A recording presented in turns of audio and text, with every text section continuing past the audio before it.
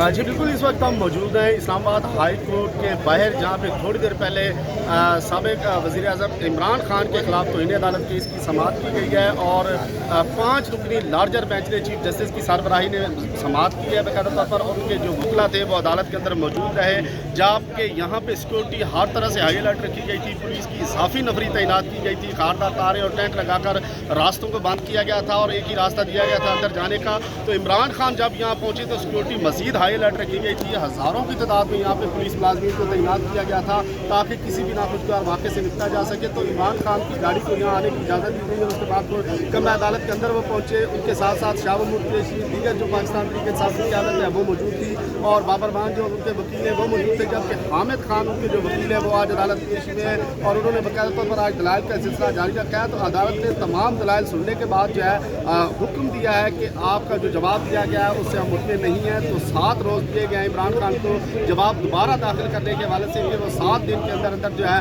वो तौहीन अदालत के हवाले से दोबारा जवाब जमा करवाएंगे और फिर इस पर समाअत मजीद आगे बढ़ेगी। तो आज खसूसी तौर पर जो है इमरान खान यहाँ पहुँचे थे, पेश हुए थे, और उसके बाद आप देख सकते हैं कि इस वक्त हाई कोर्ट के बाहर की सिक्योरिटी के मनाजिर में आपको दिखा सकता हूँ कि सिक्योरिटी तमाम के तमाम मुलाजिम यहाँ पे ड्यूटी पर मौजूद हैं और यहाँ पर इजाफी नफरी तैनात की गई है, जबकि 5 लार्जर बेंच ने आज समाअत जारी रखी है जो कि मुलतवी कर दी गई है। 8 सितंबर तक इसकी समाअत मुलतवी की गई है।